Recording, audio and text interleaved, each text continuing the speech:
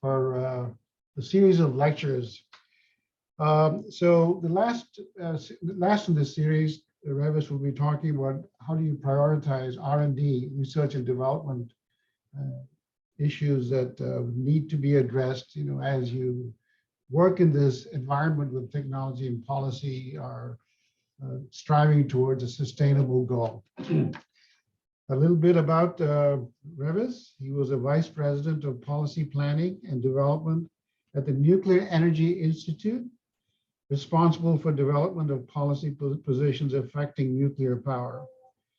The scope included electricity market issues, used nuclear fuel, development of advanced nuclear power technologies, as well as financing and tax issues. Revis was responsible for managing NEI's relationship with key external stakeholder organizations and the financial community. Revis spent 23 years at EPRI and Electric Power Research Institute, leading development of research strategy and several technology research programs. Welcome, Revis, and the floor is yours. Thank you, Ramesh. I appreciate that. And Ramesh didn't mention, but I was lucky enough to work with Ramesh for several years while at EPRI, which was very fortunate for me. So what I'd like to do today, I'll just make a few brief remarks, and I'm going to put my slides up here and we'll get going. Today, there was an operational editorial in the New York Times authored by several economists who are co-authors of the latest IPCC report on climate change and some of the priorities and issues associated with that.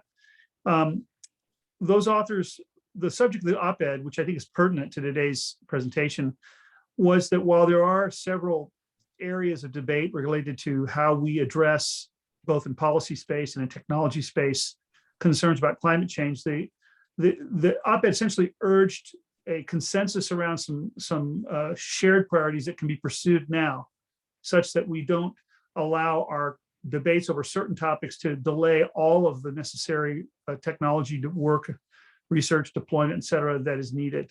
And I think that's a really relevant perspective for what I'd like to talk about today. A lot of the issues with the electric power generation portfolio that I'm going to refer to and that we've talked about in our prior sessions, I think the same applies. There are definitely some issues here that deserve attention and immediate action, even if there are still uncertainties with respect to both policy economics and technology development. So with that, let me just briefly switch, and I'm going to share some content and we'll get going. So bear with me 1 second while I do that. Okay, we should have a slide presentation up in front of us. Can you confirm that, Ramesh? Actually, I don't see it. Not on my screen. Okay, bear with me then. Nope, I don't see it either. Okay, let me just try sharing that again, and let me do it one more time. Bear with me. Oh, I see. I missed a step. Excuse me. Okay, I think we should have something going. Okay, very good. All right. So, like as we talked about in some of these prior seminars, this concept of sustainability, this holistic concept, which entails different aspects, is essential because the power sector is obviously an utterly critical element of our economy and the sustainability of our lifestyle. And intrinsic in that, of course, is the actual production of electricity and the many facets, constraints and capabilities that that presents.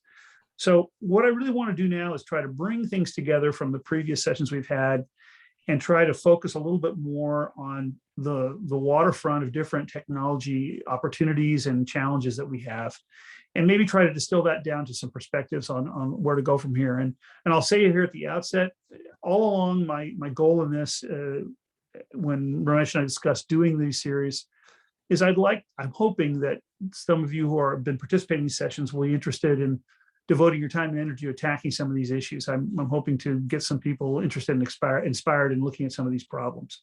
So let's move on. So just a quick recap, of course, what I mean by sustainability. Often it's interpreted in a more environmental context, but clearly, as I've said before, sustainability means it's cost effective and you can continue to make investments in technologies. You can operate realistically, maintain the power plants and continue doing that indefinitely. And then, of course, meet all of our environmental and public health goals as well. And of course, something so multidimensional as this inevitably leads to a lot of different stakeholder groups who are focused on some specific aspects of these areas. They want different things. They sometimes want different priorities.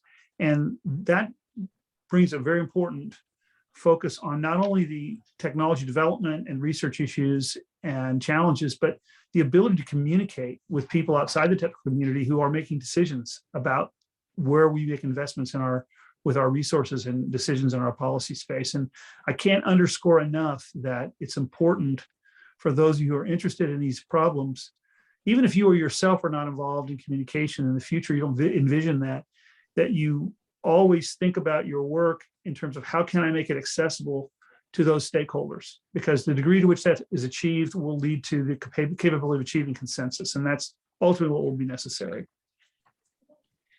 All right, so,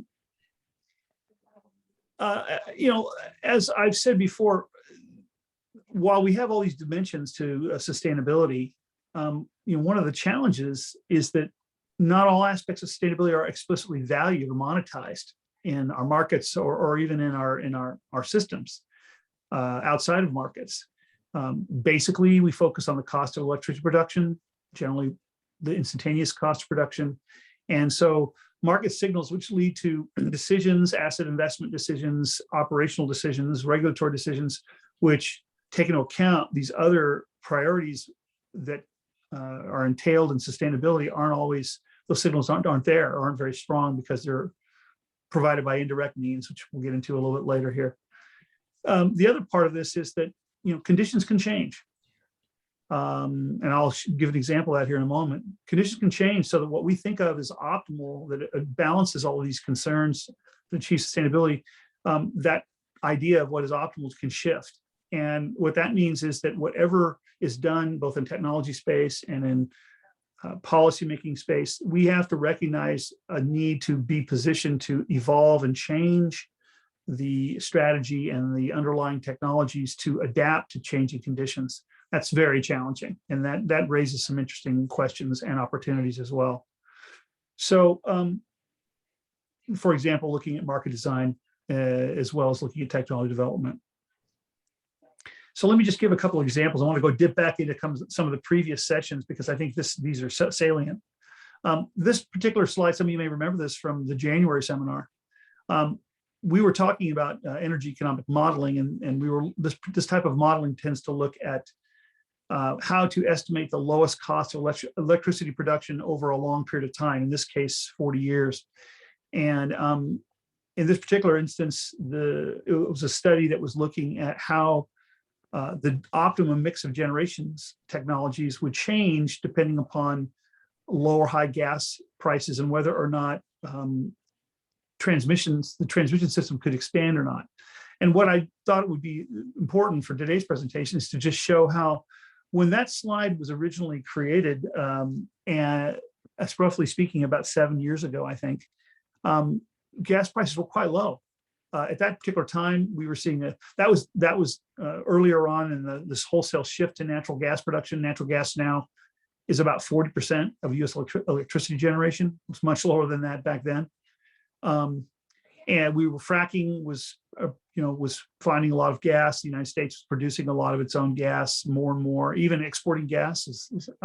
So that upper right quadrant there, which was the quadrant that was meant to describe how the lowest cost generation mix might look under the existing array of regulations and other requirements might look with low gas prices. And as you can see, that big orange swath represents natural gas resources, principally natural gas combined cycle.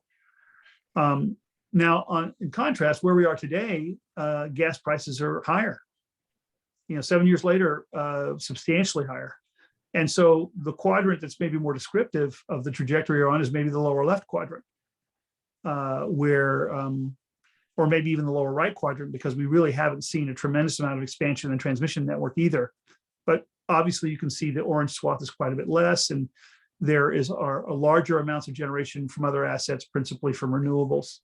But what's important is not necessarily the details of this particular study, but to illustrate how conditions in a relatively short period of time can shift substantially and could lead in the process of looking at the future of the generation portfolio, looking at research priorities, looking at regulatory priorities, policy priorities, those perspectives could shift.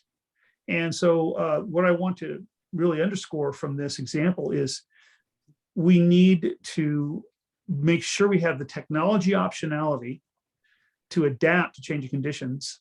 And that changes the priorities on research that we would emphasize. And we need the ability to shift the framework, both in regulatory space and market space, that guides the power production, electricity power production, to adapt to these different conditions.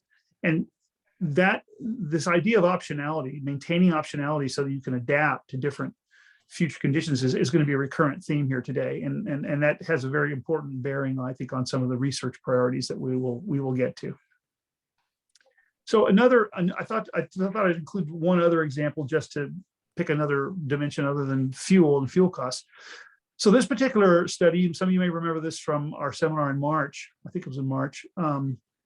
Maybe it was in January, but this particular study that was done by EPRI was looking at the question of increased deployment of non-dispatchable assets, principally wind and solar.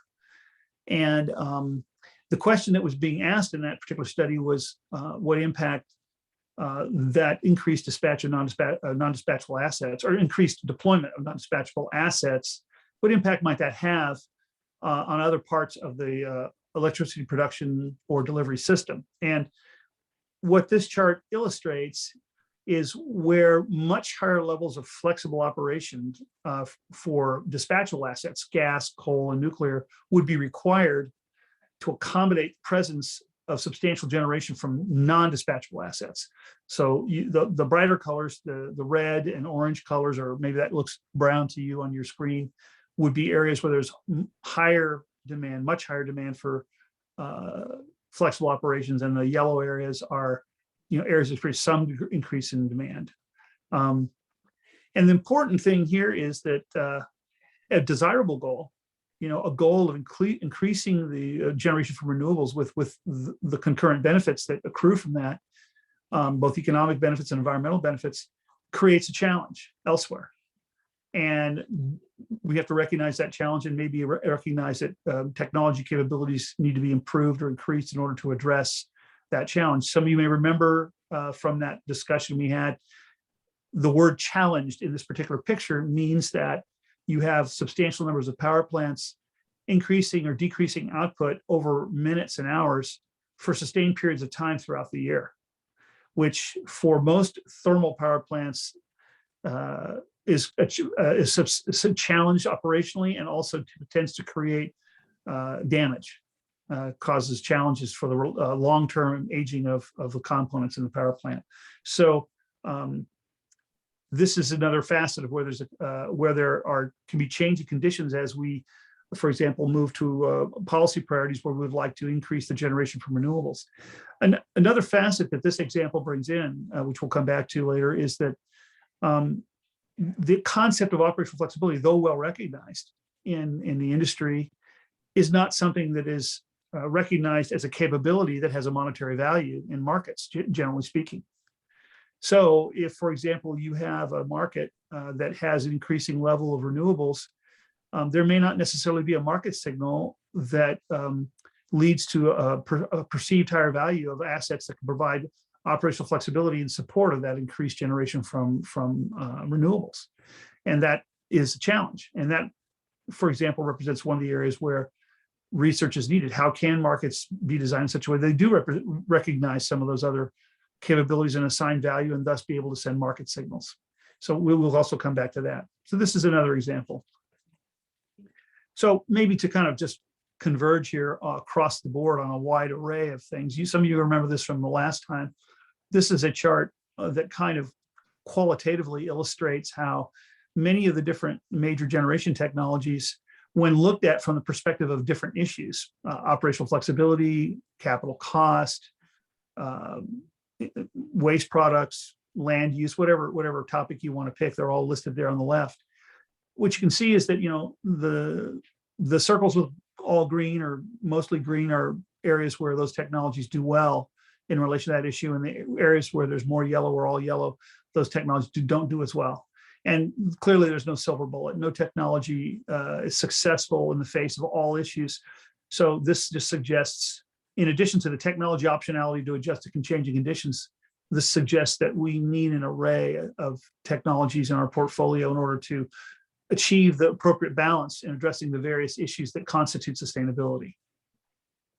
And that, of course, that's another facet, by the way, that this operational op-ed in the New York Times I referred to today mentions, is that one thing we do know now, even if we aren't in agreement necessarily as a society on all different technologies or policies, we know that this diversity is going to be needed. And so we can move in terms of research priorities to make sure we're preserving and expanding the technology optionality. Okay, so, in addition to the technologies, optionality, and those other issues, there are some pretty there's some pretty challenging, persistent characteristics of the power sector. Some of them could change as a result of technology breakthroughs, and we talked about this a bit in our last seminar, but obviously we have the problem that, this is an infrastructure that needs to function and function extremely well over a wide range of meeting a wide range of constraints for basically indefinite future. I say extraordinarily long time horizons, essentially it's indefinite.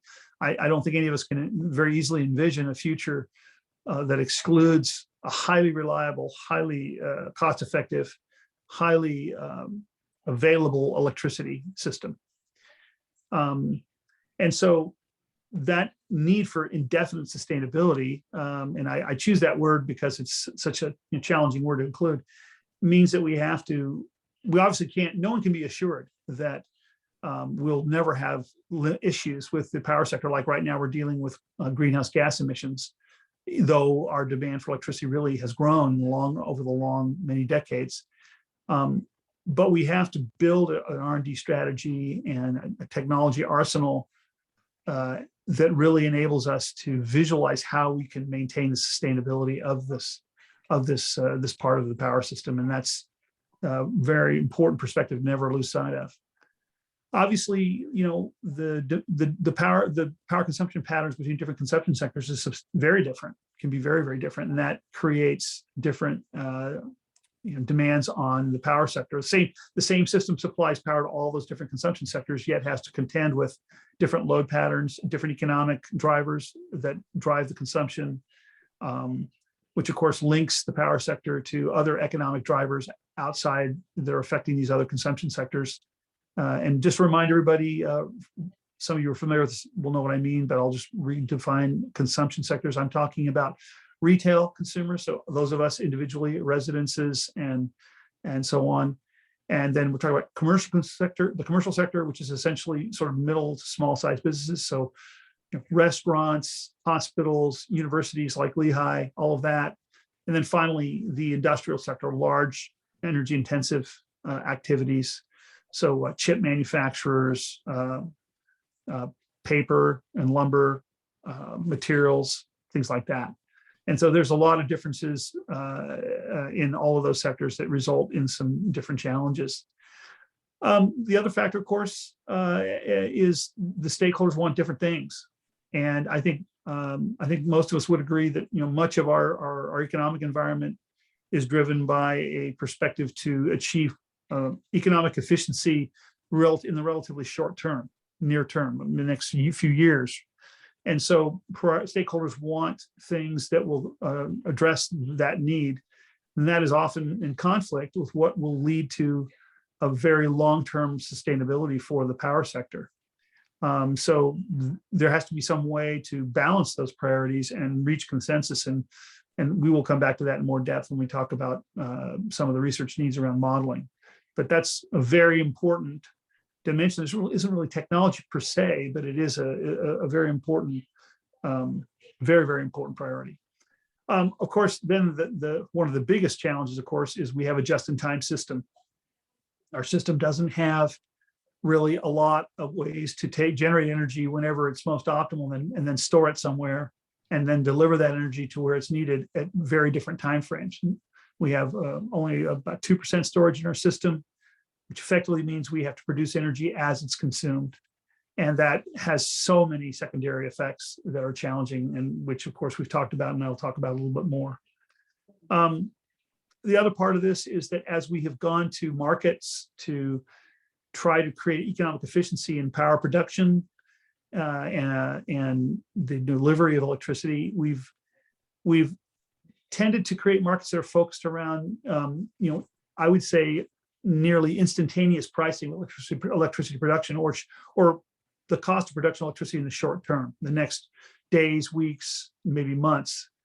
The markets have discovered, of course, in the process of their operation, that there are other factors which are very important to pay attention to. Capacity markets. You need to have available capacity that can be brought online to address the presence of renewables, or to address weather conditions which change consumption unexpectedly, or system outage issues that lead to system instability.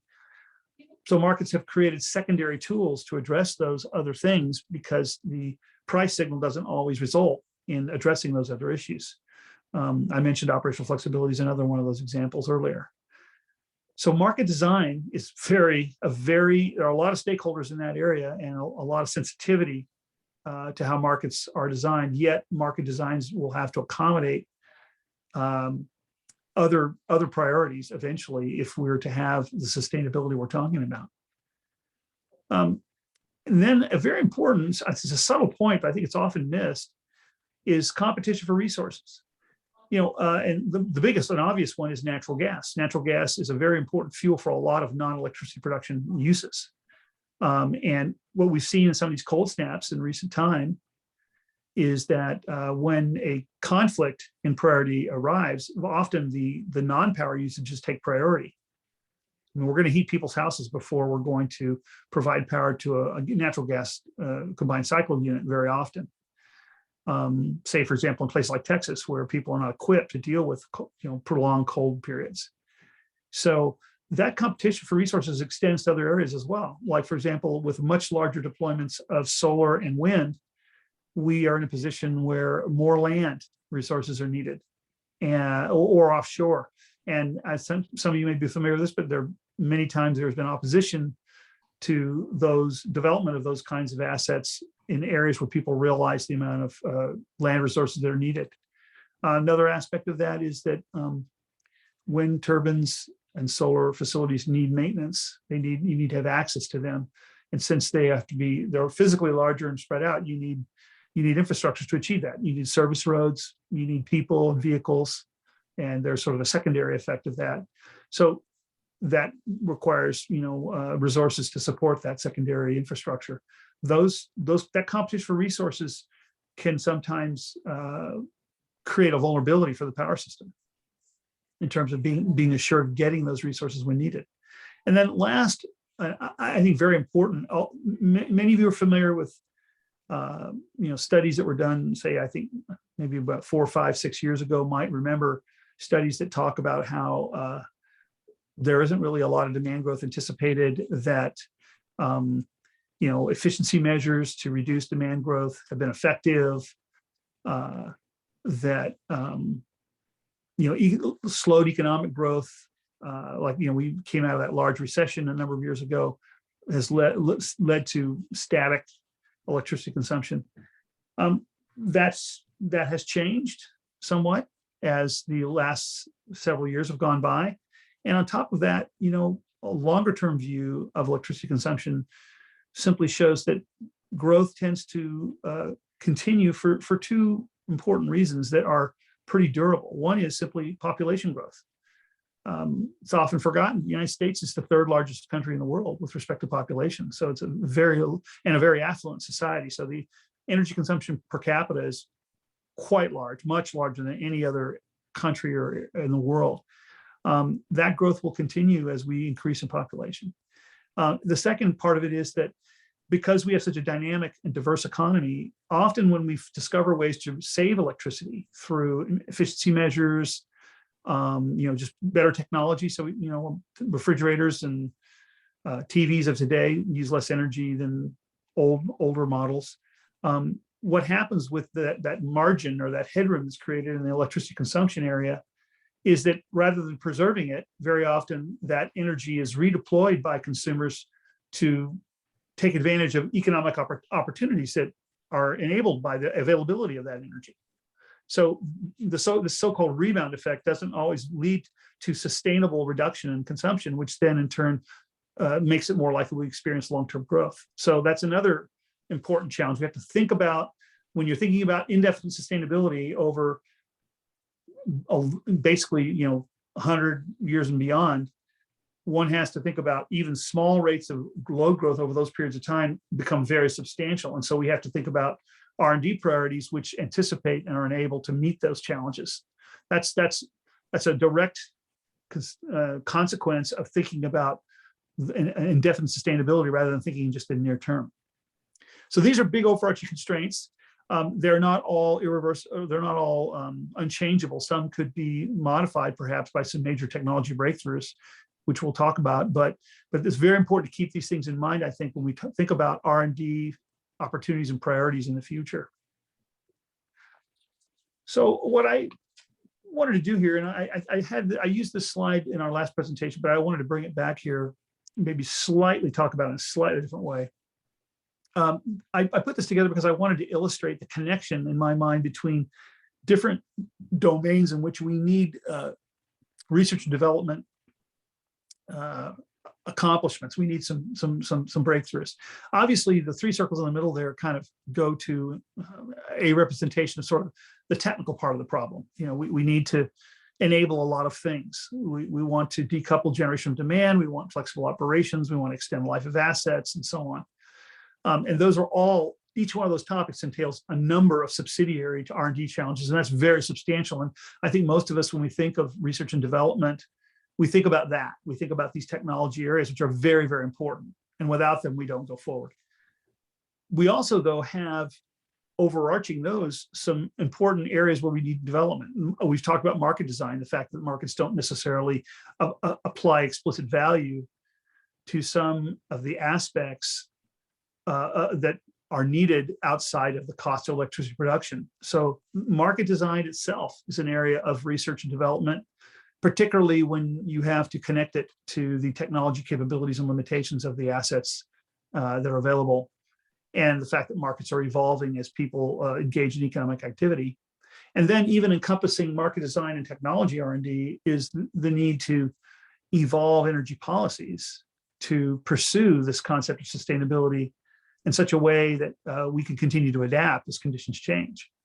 And that's where this concept of modeling and analysis comes in that we've talked about a lot in prior seminars, because there's an opportunity to create a framework in which stakeholders can understand trade-offs and opportunities, and debate and consensus can be achieved.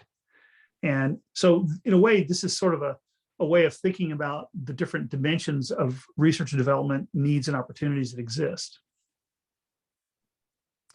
So having set the table with all of these slides here I've gone through so far, what I kind of want to do is go down a little bit lower in depth in some of the R&D opportunities that we sort of ended with the last time. So I used this slide the last time, and it kind of, this is obviously a subjective judgment on my part, but I tried to array these, what I consider some of these central areas where opportunities could exist in a progression from maybe more achievable, more easily visualized, a line of sight how we're going to get to where we need to be, to very ambitious challenges. And so, like, for example, at one end, you've got the historical focus, which you've had a lot in R&D on how to reduce the costs of building things and designing things, how to make them easier and cheaper to operate and maintain. And that's a really, really important area, because the more room we make there, the more opportunities we have to continue to use different technologies. And I would say that focus should continue. But there's a lot of knowledge in that area. And so while none of this is easy, I would say that's an area where we certainly have a lot of foundation on which to build. And at the other end of the spectrum, for example, if you go to the very bottom there, which we absolutely have very little progress on, is the concept of being able to decouple. I use this word decouple generation from consumption. So ideally, a world where we could produce electricity at times and in quantities which are principally driven by what's the most efficient for the process of generating electricity. And then we would be able to deliver electricity when needed without constraint from how we generate it. That would create tremendous flexibility and tremendous opportunities to achieve higher levels of efficiency all up and down the chain from production electricity to the use of electricity, because it would remove constraints. But that decoupling entails basically the challenge of how do we create a buffer? Where can we store and capture energy in a way that will support that? And that, of course, is tremendously challenging when you consider not only the technologies that are needed, but the scale and the cost. So I'm going to march through each of these in a little bit of detail in order to just, I think, explore the different R&D opportunities and some of the multidimensionality of this in terms of markets, in terms of policy, in terms of technology. And then hopefully we can tie this together and have a discussion. So let's start with cost optimization. And there's a lot of ways, cost reduction. I think a lot of times we talk about cost, very typically cost is thought about as the cost to build something. You know, nuclear plants cost a whole lot of money, very expensive. They have cost overruns. It's problematic. You know, natural gas combined cycle units comparatively can be built more cheaply and shorter. We focus a lot on that. And a lot of studies have been done to look at how you can build different assets for cost effectively, albeit preserving all the capabilities that you want and the safety requirements that are needed. And that's a very important dimension, but also reducing costs to operate and maintain assets, particularly if we want to move into a world where we have a longer term perspective. So we want to be visual, we're thinking about the assets over their lifetime and perhaps even longer lifetimes than before. How to design and operate plants with an eye towards that long-term future leads to opportunities to reduce costs. And like, for example, one area that has evolved a lot, for those of you who may be familiar with the power sector, is in the area of maintenance. For large thermal power plants, you know, the concept originally, if you go back several decades, was principally corrective. You would react to problems and then fix those problems when they arose, try to do it as cost effective as you could. But it was essentially a reactionary. And over time, maintenance has evolved to a very forward-looking, anticipatory type of a function, where maintenance is done to prevent problems. Maintenance priorities are established based on risk-benefit analysis. It's become very sophisticated. So there's a lot of opportunity to develop decision-making strategies for how to minimize cost over different time periods, not just focused on the capital cost. So I would say that this is an area that is very valuable and very worth continued investment because it yields many, many benefits. I think this area probably will have some new dimensions to it as we look for some different capabilities from power plants that were less important in the past, such as operational flexibility that may create some additional opportunities to figure out ways to support those new capabilities while maintaining lower costs. We'll talk more, but I think we need to think about making plants last a lot longer. And so, you know, longer lives lead to long-term aging mechanisms. And I think that when asset decisions are made, if we're thinking, if more increased emphasis on sustainability is used, we'll want to think about life cycle costs more and not exclusively on the production cost of electricity over the lifetime of the plant, but the total life cycle cost of the technology for a particular asset. So there's still room for development and research in this area because cost touches everything, or everything touches cost, perhaps is the best way to put it. Another related area, of course, that I think is particularly important, so I decided to call it out separately, is specifically the desire to make plants last longer. And there are a lot of benefits to that go beyond just lowering the cost per unit of electricity generated by a plant. One of the benefits is that the longer plants last, it gives you more lead time to evolve the portfolio if conditions start to change. If you know that you have plants that can run for more years, you have more time to bring in new assets to conduct a transition over a longer period of time. For example, right now, most of our nuclear plants, just as picking out an example, most of them are going to hit, you know, nominally the end of life unless, you know, their lives are extended through regulatory processes and research. in the 2030s and 40s. And that's not that far away. If there's a lot of technical research that suggests these plants can run for 80 years, or even 100 years, perhaps, and a lot of work is being done to look at that and provide a comprehensive basis for that. Were that to be true, we would buy ourselves another 20 to 40 years, and that provides a lot more optionality, use that word again, in terms of how the portfolio is managed. And I think with respect to policymakers and decision makers who are outside the technical community, more optionality is always good.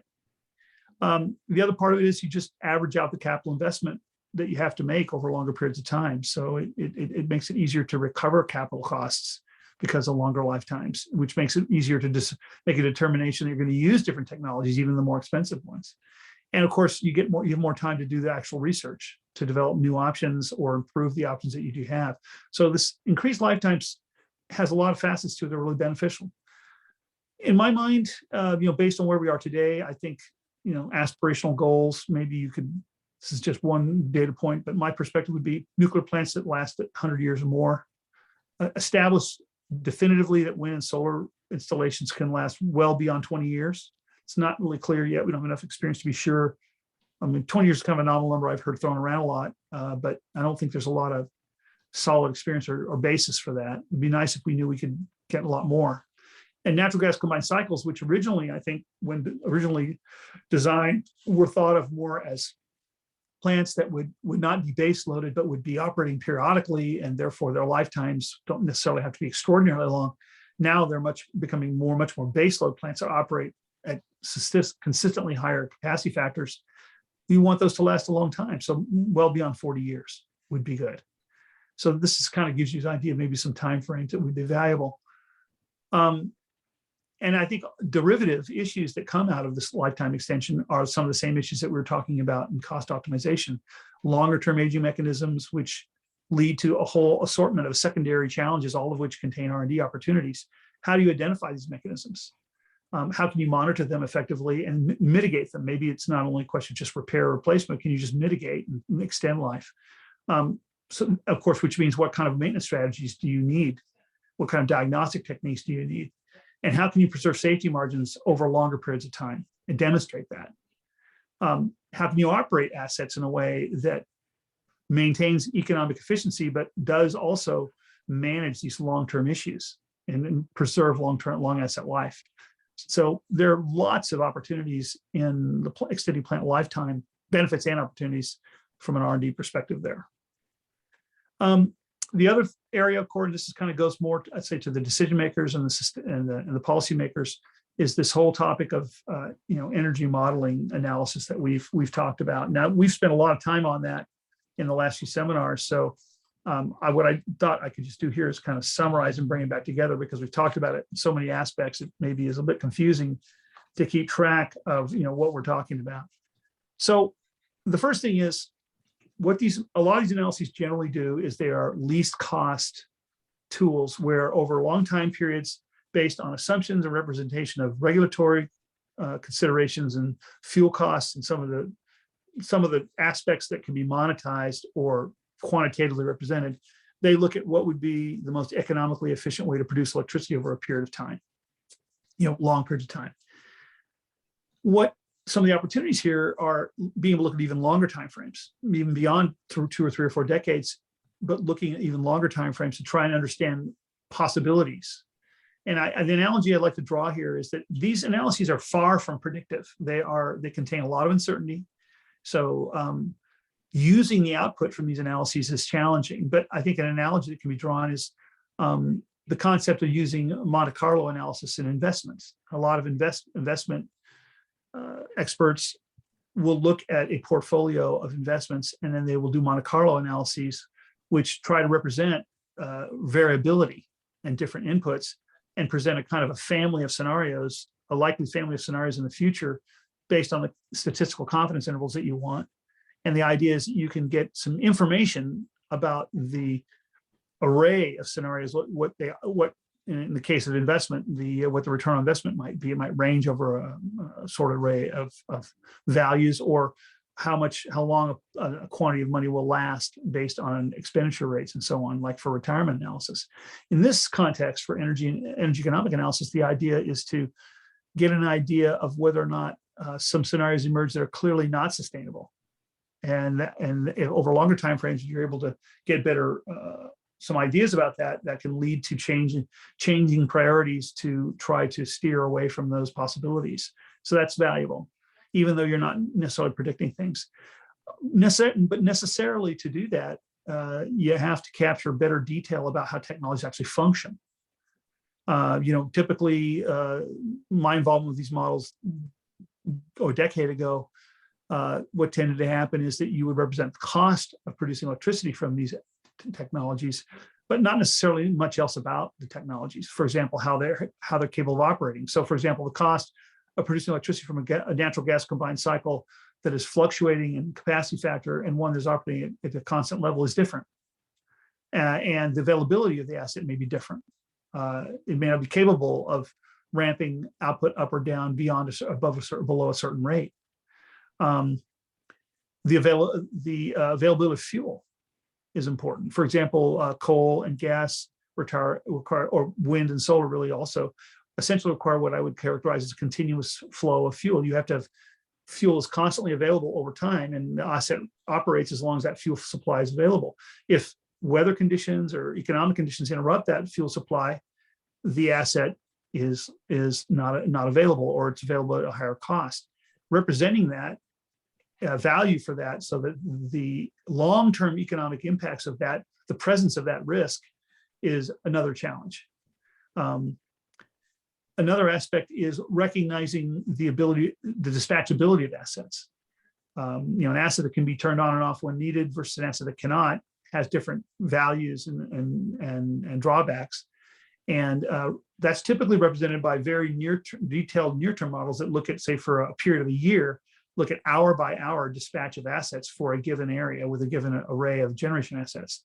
It's complex, it's computationally intensive, and it's not highly integrated with the long macroeconomic analysis that these energy economic models give us, like the example I showed earlier, where you're looking at different generation mixes over decades.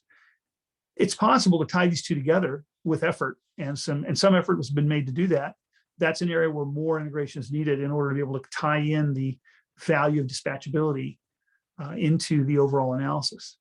And then, of course, we have, I think, a priority around overall generation fleet reliability and availability. We want the fleet to maintain a certain level of reliability and resilience in the face of upset conditions, whether it's weather or economic conditions, or an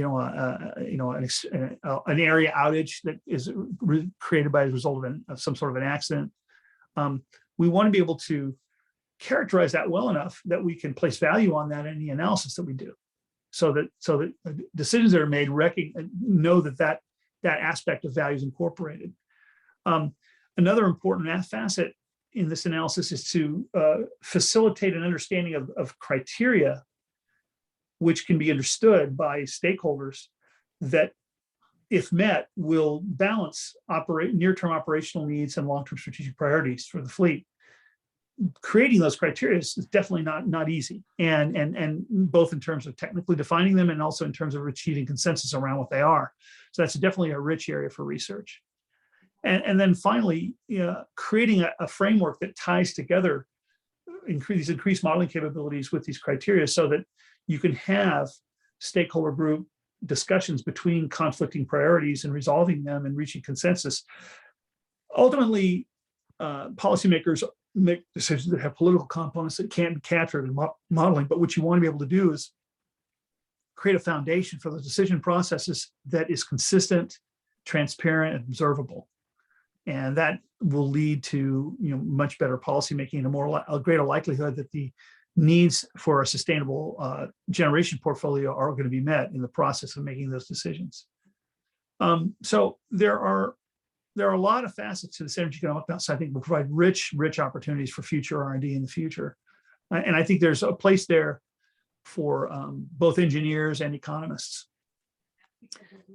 So the other area we've talked about a lot, and I think it was worthy of including on our list here, is increasing operational flexibility capabilities. Not just recognizing, hey, it's a challenge, we have to address it, but rather recognize we need to be able to do more of this. We need to facilitate it.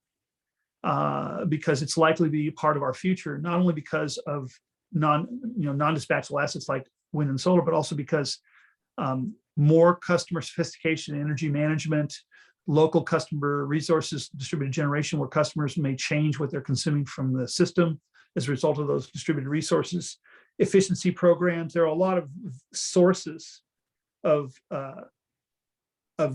changing demand curves that would lead to a need for more flexibility.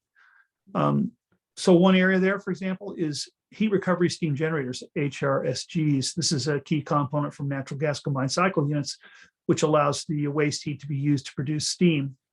And we need to achieve higher reliability and longer lifetimes for those components in order to extend the life of natural gas combined cycles and increase their reliability. That's been happening in recent time, but historically, those components are not visualized as something where substantial maintenance would be done on an ongoing basis, preventive maintenance or corrective maintenance. That you had them, they worked. As they started to degrade at some point, they would be replaced. So that's an area of opportunity. That's an active area of research already, has been now for some years, but remains very important. Ultimately, and I'll come back to this when we talk a little bit about the long-term future demand growth. So this may engender some questions when we get to discussion. But my perspective as I'm presenting this to you is that I think we will ultimately need to rely on most or all of the resources that we have in order to successfully meet demand growth while meeting all the other needs for sustainability. And in my mind, that leads to the inevitability, albeit not tomorrow, maybe not in 10 years, of having to find a way to use fossil assets, but not have the liability of greenhouse gas emissions or other pollutants. That means we're going to have to find a way to flexibly operate a coal plant or a natural gas combined cycle that has CO2 capture and storage on it. That's definitely not a problem that's been solved. And there are many, we'll get to that more here in a little bit, but that's a very important area I think that will have a lot of research needs for a long time to come. Nuclear plants can operate flexibly, although not instantaneously, hour to hour, more with a period of days. But there can be, if some of you may remember, I included some charts in a couple of presentations ago that showed a pattern of flexible operation needs over the course of the year for different regions of the country and different seasons, different months of the year. And what you can see when you do that type of research is that there are, of course, instantaneous changes in demand, which lead to short-term operational flexibility needs, but there's also sort of longer-term patterns of operational flexibility that are needed. And those long-term patterns might be able to remedy that with a strategy for providing flexibility from the nuclear fleet over periods of days and weeks. So there's some different timeframes which provide opportunities to provide flexibility capabilities at different levels. Researchers need, however, to define exactly how that would work and how to define what is exactly needed. And finally, of course, market designs have to place a value on operational flexibility. Without a signal to put value, it's less unlikely that we will develop assets or operate assets in a way that addresses this need. And of course, as I said earlier, energy economic modeling therefore needs to recognize operational flexibility as a characteristic of assets in terms of cost and availability in order to capture that in any modeling that we do. Another really important comment, and this kind of ties back to an earlier comment I was talking about with resources like fuel or land, is, and I think I kind of coined this term. I'm repurposing it. I'm using the term energy density here of generation. And what I mean by that is, of course, in a narrow sense, the amount of energy you get per unit fuel, of course, is maybe the conventional way to think about that. And from that perspective, obviously, like nuclear, uranium has very high energy density, and that is very valuable economically to have that. But what I also mean by this is, for a given amount of energy produced, how many other resources do you need? Land area, water, how much environmental impact is produced for every megawatt hour you produce? Can we find a way to increase the density, so reduce capital, resource input, environmental impacts for every unit of energy we produce? how can we achieve that? And that achievement is not necessarily solely limited to how do we do that for every individual technology, which is maybe historically where a lot of the focus has been. But looking at a whole portfolio, if you create a portfolio that consists of a different mix of technologies, that can be a criterion. How do we optimize the density of this portfolio within the other constraints we also want to achieve? So that's an important perspective there. And obviously drivers for why this would be important go back to competition for resources, as I mentioned earlier. Looking at access to water, the fact that you can't sort of locate plant locational flexibility is not infinite. Natural gas combined cycles need to be near, heat loads in addition to electricity. We don't necessarily site nuclear plants anywhere we want. If we had small modular nuclear units, we might do that. Coal plants obviously have to be sited where they have the infrastructure needed to operate. There are a lot of limitations there. So there are reasons why this energy density would increase or would decrease our sensitivity to these areas. And then I mentioned a few options here for where we can get to that. You can increase nuclear generation. That's obviously very energy dense. If we could get to the point where we can generate more energy, actually dispatchable energy from wind and solar plants, in effect, what we can do is increase the energy density of those assets for the considerable amount of land that they require or ocean surface area they require. And of course, always higher efficiency and higher capacity factors is better. So that's an important consideration. Improved market designs. I talked about this quite a bit here. I sort of outline here on the slide some of the reasons why the existing markets are as they are, focused on electricity production costs and so on.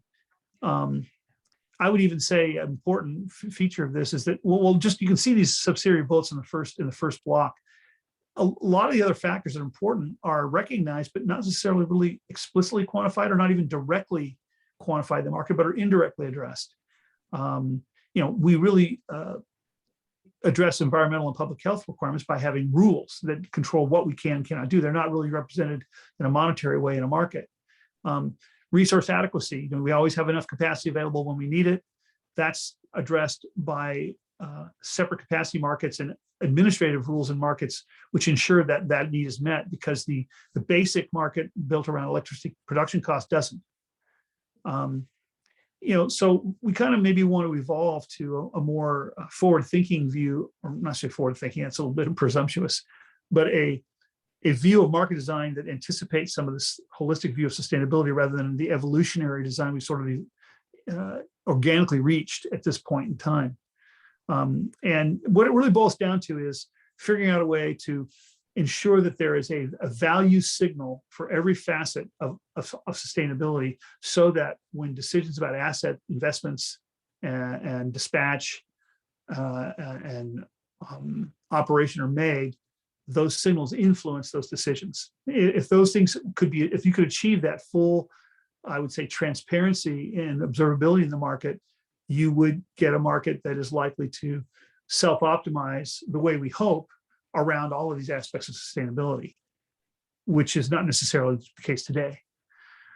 I talked about this briefly. Obviously, we have to think about economic and operationally viable CO2 capture and storage. And as I said, that's just predicated on the idea that in the end, we're going to need to rely on all the assets that we have, all the resources that we have, if you think about the long term. Even a low rate of electricity growth compounds fast when you start thinking about longer time frames. And I mentioned this rebound effect here about how when we create headroom in electricity consumption, often economic growth eats it up, and we're still left with the need to increase our capability to produce electricity. I would also just reiterate here, this is a CO2, this is a greenhouse gas climate change point, but I think it's worth emphasizing here. Decarbonizing the electricity production provides a lot of options for achieving overall decarbonization of an economy, because you can electrify different areas of the economy to get that once you've decarbonized electricity. So this goal here indirectly ties into a much broader, bigger picture goal if it can be achieved. So obviously we have a lot of fossil assets that are available that are not entangled in any political or global issues. So there's a lot of opportunity there that we may need in the future time. This gets back to that optionality. There may be a feeling now that we have resources that enable us to largely steer completely away from fossil, but I think it's prudent to recognize potential futures where we might need to draw upon those assets. So we need to be positioned to use those assets in a way that doesn't abrogate some of the other priorities that we have. That puts an emphasis on CCS. But CCS is really challenging. It's expensive. It's basically, most of it's solvent based, and the solvent technology is energetically very expensive. Removing the CO2 from a solvent once it's been captured is very costly. A lot of work's been done to look at these different solvents. We're probably going to have to figure out a way to operate fossil assets that has CCS flexibly, which is even more challenging because the CCS technology we have now aren't really predicated on that. They're predicated on constant level of operation. And when we build and design plants in the future, they'll have to be thinking about how do we build these plants to incorporate CO2 capture and storage, whereas what we mostly know about it now is adding it to an existing facility to demonstrate how it would work. So there's plenty of opportunity here from an R&D perspective. And this is the perfect example of doing the work to preserve optionality and positioning yourself for a set of conditions that you may not see now but could exist in the future. And then, of course, finally, the holy grail in a way would be this decoupling that I discussed earlier. If we could achieve this, a lot of benefits would emerge. For one thing, I think we would be less dependent on interregional transmission because we would be able to store energy. We could accommodate flexible operations more readily because we would have energy we can dispatch, maybe from storage facilities to help address some of that flexible need. We would be less concerned about non-dispatchability of some assets. We'd be able to look at the benefits of relying on distributed energy resources and aggregating loads to increase or decrease them to function as virtual power plants. We'd be able to utilize those options any more easily if we have the ability to store energy and not rely on coordinating that aggregation of distributed energy resources or loads, coordinating that with actual generation. We would not have that coordination issue would be diminished. So tremendous benefits and possibilities, probably many that I have not envisioned, would emerge from this. So this is a very ambitious type of goal, but well worth, I think, R&D priority. So getting down to the hour here, I want to just wrap up here and then we can have some discussion. So from an overview perspective, just tying this conceptually at a high level back together again, we need indefinite sustainability in all these dimensions. If we're going to get that, we're going to have a portfolio that can be balanced, taking into consideration these priorities, but dynamically balanced. As conditions change, that balance is going to shift. We have to have a way of recognizing what the new balance should be and making those changes. Well, to achieve that dynamic balancing, we have to have technology optionality. We have to have options to use different technologies in different proportions. And we need to be able to, if we want that, we have to value all aspects of sustainability so that the economic side of technology development and use captures and preserves the sustainability priorities we have. We don't explicitly value all those things, then we are reliant on trying to implicitly or administratively ensure those things are met. And that's challenging and not reliable in the long run. If you meet technology optionality and you achieve valuation of all sustainability aspects, you have the capacity then to reevaluate your strategy for electricity generation periodically. And that can lead you back to a new definition of indefinitely sustainable. And you can maintain and evolve, which I think is the inevitable set of conditions we will live under. We'll be always faced with evolving and adapting and changing the portfolio as different conditions change. So I'm going to just tie it up right here and then we can have some discussion. So a lot of challenges, they are really substantial, but I think there's a lot of opportunity to do good work. And I think there's a substantial foundation to start with in many of these areas. I've already emphasized how important the modeling is to decision-making and stakeholder engagement. Climate change, is an overarching issue that, as I like to often say facetiously, physics does not care what any of us believe. It's, climate change is going to happen and we're going to face the challenges that come from that. And we can either be anticipate or we can react. The sustainability, we have the opportunity, I think, to positively affect the sustainability. There are opportunities to make a difference that will make it more likely to get closer to sustainability. It's not intractable. And I think finally, I want to tie back to this New York Times editorial I mentioned at the outset. There's no time to lose. The system is large, complex, a lot of inertia in it. We have this overarching issue of climate change that doesn't have a lot of time. We need to make some milestones in the next decades to have a chance of mitigating climate change to an acceptable level. There's no time to lose. And so in this array of R&D opportunities, there are things we can work on, even if there's still debate on some of the issues that should or should not be prioritized. So let me just say one last thing that I didn't have a slide for, but I just wanted to say this. And that is, I've spent so much time talking about problems and issues and challenges and complexity, and I painted this picture of a very challenging thing. I just would like to briefly remark, if we could address some of these things, and we start now, we can have a very, very, a lot of future opportunity, a positive future world. We have a world where we are mitigating climate change. We'll probably still have to adapt to a warmer climate. Adaptations, I think, inevitable, but we will be able to manage. We'll have a world where we have much more efficient electricity production because we have been able to separate or decouple production from consumption enough that we can optimize production without regard to when the energy is needed. We can, and therefore, enable more efficient use of electricity and allow consumers to use a combination of the grid and their own production more efficiently because they're not tied as tightly to the grid and production. We can have a world where a lot of the environmental impacts and public health impacts are substantially mitigated. It's possible. And I think there's a very positive future picture here that is the other side of meeting all these challenges. So, okay, that's with that. I'm going to stop here and maybe we can have some discussion. Oh, thank you. Thank you, Revis. This is just terrific how well you wrapped it up. No time to lose, yet there are a lot of bright things to look forward to too if you're successful. All right, so it's time for question and answers. And what we normally do is have the students first ask questions.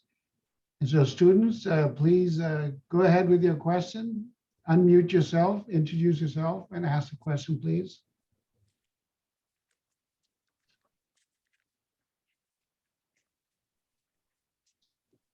Students.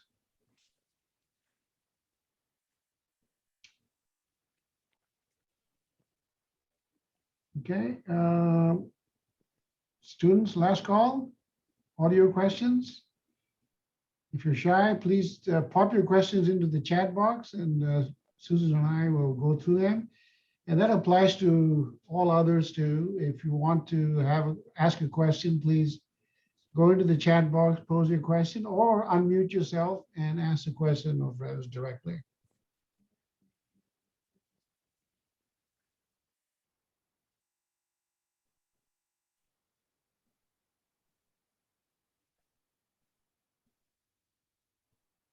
Anybody question? Revis, can I ask you about? Of course. When you say decoupling generation from consumption, are you saying that the decoupling should take place because you have to provide instantaneous generation to meet demand? Or do you mean that we overall decrease our per capita consumption? What's the message there? No, it's the former. I think the fact that we effectively have to produce a kilowatt hour every time a kilowatt hour is consumed, more or less instantaneously. That is a bit of an exaggeration, but that's effectively what we have. That simple fact has profound implications for technology challenges throughout the entire chain, from production electricity all the way to the consumption electricity. And if we were able to, for example, if we were able to operate, a natural gas combined cycle in a manner principally driven by how to maximize its efficiency and maximize its lifetime, knowing that the energy produced could be captured and stored efficiently without regard to when it's needed. We would lower costs, we would extend lifetimes of power plants, we would reduce environmental impacts, we would probably have safer power plants, we would lower the cost to consumers most likely as a result of operating so efficiently, even with the added cost of the energy transition through storage. There would be many, many benefits. And on the flip side, the availability and stability of electricity for customers would be increased, because the dynamics of power plant operations and power generation would not be as sensitive to when people are consuming electricity. So the likelihood of area outages and things could be reduced. Huge benefits. So it's that separation of when you choose to generate and how you choose to generate from when you need to consume that produces a lot of benefits. There's a lot of talk these days about long duration storage, and yes, and of course, pumped hydro and compressed air have been the the workhorses for many years. But they're talking about lithium ion, perhaps bridging that gap too, long duration storage. What are your thoughts on that? Well, I mean, I will certainly qualify my remarks by saying that, I'm not a battery or storage expert. My knowledge is based upon my understanding of these technologies and the role they can play when having done some of these studies that I've been involved with on the overall portfolio. But generally, the battery technologies right now are just very, very expensive. I mean, it's one thing to have like I'll just deliberately choose a kind of an anecdotal example. It's one thing to have a Tesla wall in your house that provides power. Say you're wealthy enough to afford that, but as a result of that, you do have this well of energy that's available to you, and it's very convenient for you and within your narrow time frame or your narrow context of your home or your facility. But imagine having to have not 2%, but have 25% storage in our system. 25% of our output could be stored at any time. You need technology that is much cheaper and can charge and discharge fast within seconds and minutes, which is what's needed for system operations, and can do that many times. And so that's scaling up with that technology requires lower cost and very, very, very high reliability. And I think we haven't yet achieved all of those things with the current array. If we had pumped hydro everywhere, pumped hydro works extremely well, but effectively building a pumped hydro facility is not a lot different from building a dam. It's a huge undertaking with a lot of cost and environmental impact, and you need the proper terrain, and therefore there's a limited resource, if you want to refer to it that way, for that technology. Question, the chat box from Snigdha. Good question. Can you tell me about nuclear energy in the next 40 years?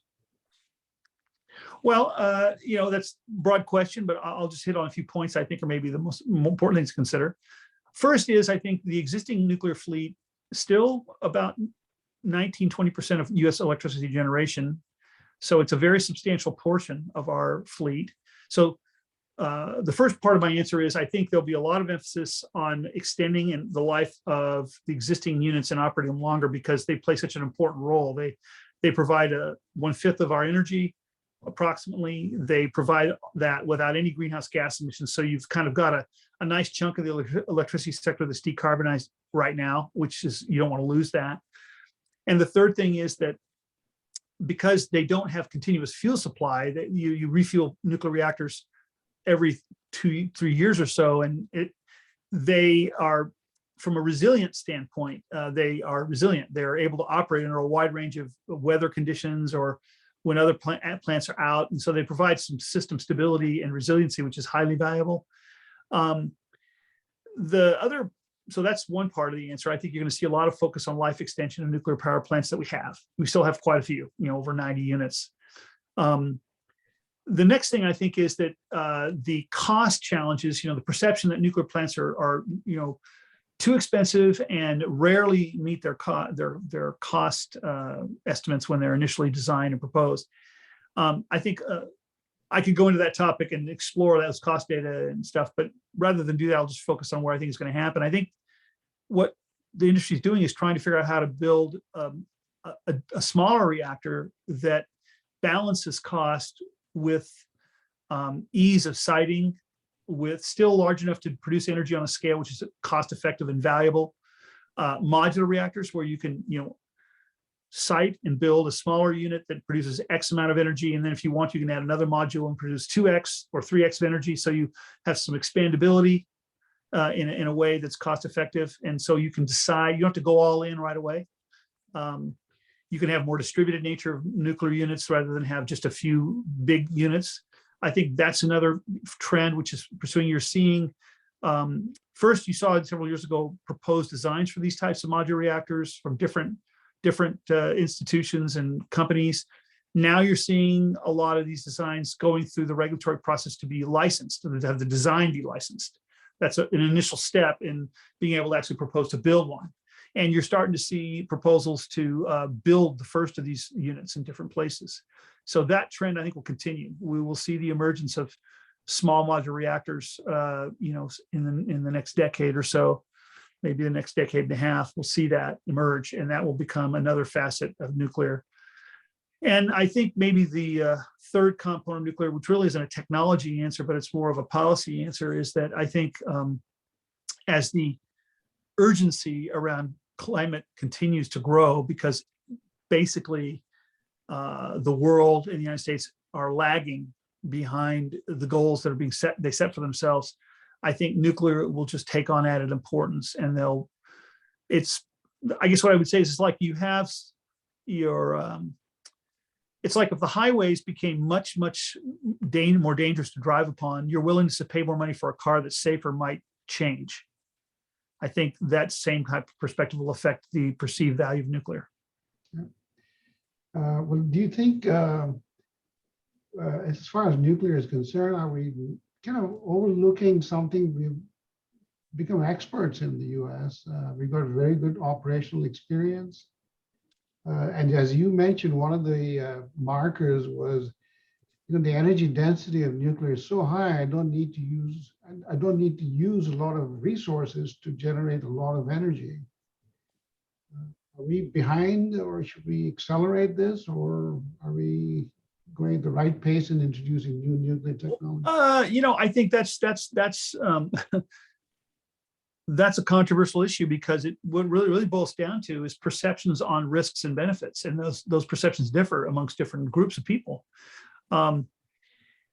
Speaking from my perspective, granted, I have been involved in nuclear power for a very long time in my life, so I have some predispositions that other people might not have. But what I would say is that a technology which, for the amount of energy it generates, has a relatively small footprint, a technology where the quantity of fuel that has to be recovered and used is relatively small because of the high energy density of the fuel, a technology where the waste products, the spent fuel, which is, yes, very, very important to manage that. It's dangerous, but the physical quantity of it is small and it's solid. So from an engineering perspective, managing that waste stream to me is a much more manageable problem than an effluent that's from waterborne or airborne. So I see more tractable challenges with nuclear power that can be managed. And so from my perspective, it is probably something that is losing ground when it should be gaining ground in importance. But, I accept the fact that other people may see greater risk with some of nuclear power's liabilities and see greater opportunities with other technologies. But those are my perspectives. Well, quick aside, it's not a simple aside, when this Ukraine invasion was taking place 2-3 weeks ago, there was this plant that was being attacked. And, never have we seen a report on a nuclear plant being attacked by missiles. No. That kind of risk, is probably intolerable. Yeah. Thankfully, that attack turned out to be on a training facility and not on the actual reactor. But yeah, that's also nuclear plants, obviously, compared to most industrial facilities, are pretty hardened. So that, and the U.S. facilities are much more hardened actually than Russian facilities are. So we have nuclear plants designed around the potential of an airliner crashing into it, or a plane crashing into it and surviving that. So fortunately, they are hardened facilities. Question from Peter, again, a nuclear question. How significant are the most recent fusion demonstrations that have been discussed in the media? Are these experiments game changers? The short answer to that question is I don't think they're game changers in the sense that I think we're a long way from a commercially engineered power plant based on fusion. We're still a long way from that. However, I think these recent developments are really significant in that they've achieved fusion over longer time periods than ever before. And the core of this the core issue, which has been true since I was in graduate school, has been to achieve conditions under which fusion can occur for sustained periods of time, so that you can create a constant energy flow and then deal with the energy transfer challenges, which are, all power plants have. How do you transfer the energy to a working medium and eventually turn it into electricity? You have to be able to produce the principal heat source on a sustainable basis, first and foremost. So in that respect, these are very important steps. I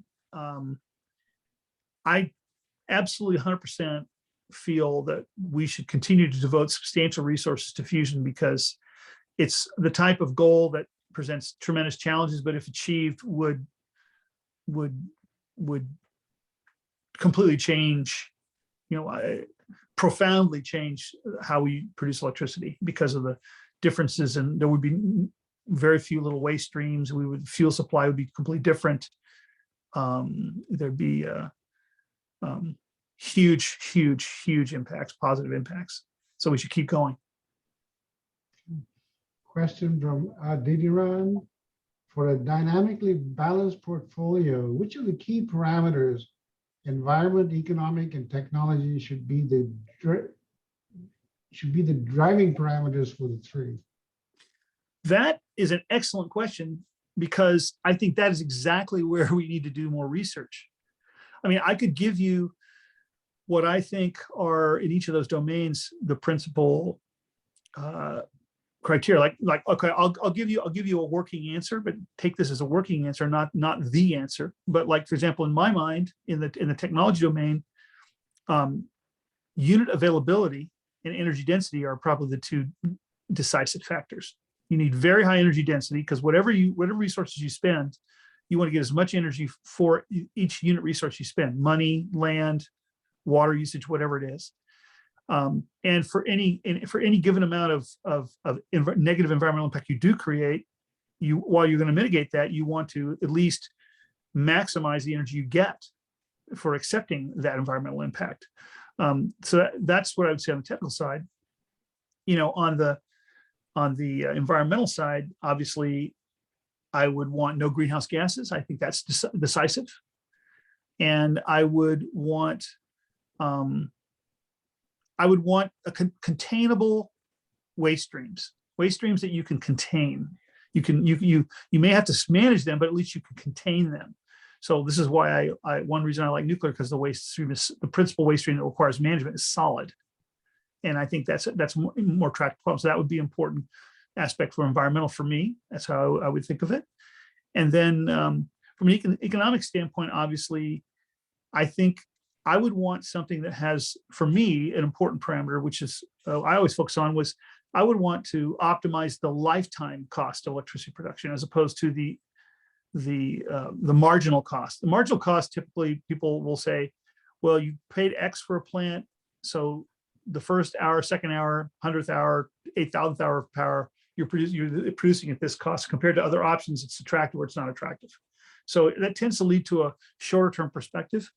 I would prefer to look at what you kind of average out over the lifetime of the asset. And so what that translates to is a premium on long life. An asset with high energy density and very long life becomes very valuable. And so for me, those would be the things, but those are not agreed upon answers.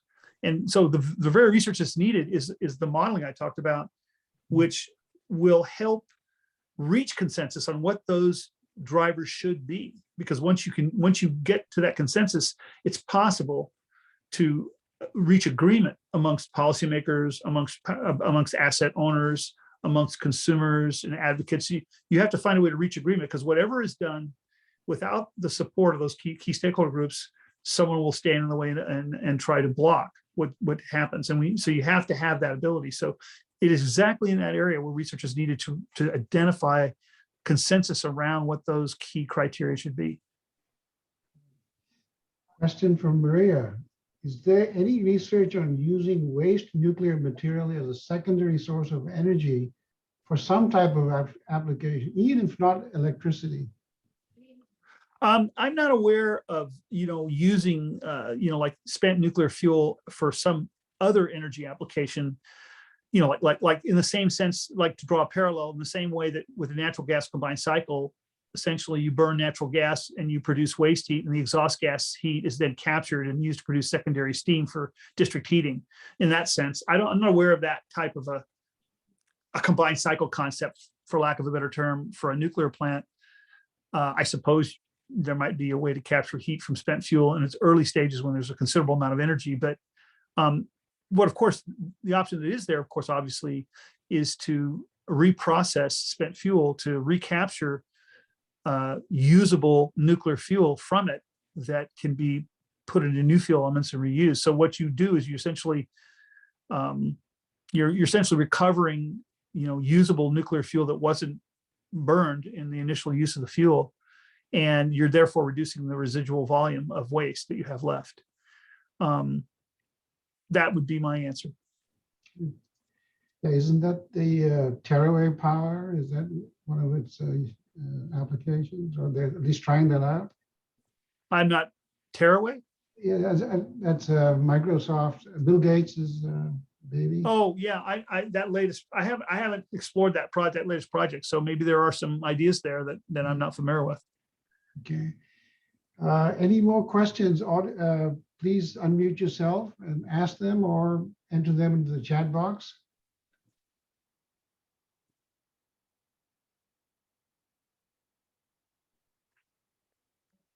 Okay. Okay, I think that's all the questions we have, Revis. Again, thank you very much for not only just this lecture, which kind of put a bow around the other two lectures that you presented to us, but a lot of food for thought, wonderful material that you presented. And again, thanks a lot, Revis. And look forward to future presentations like this to another group of students who will be coming into ESE. We don't have a seminar for the next week, but we do have one the following week. The speaker is from Australia, in Australia. So the time will be a little different. It'll be early morning in Australia when he makes his presentation on the race to net zero in Australia. What is the status? Thanks a lot, everybody, and look forward to seeing you again in the future. Thanks very much.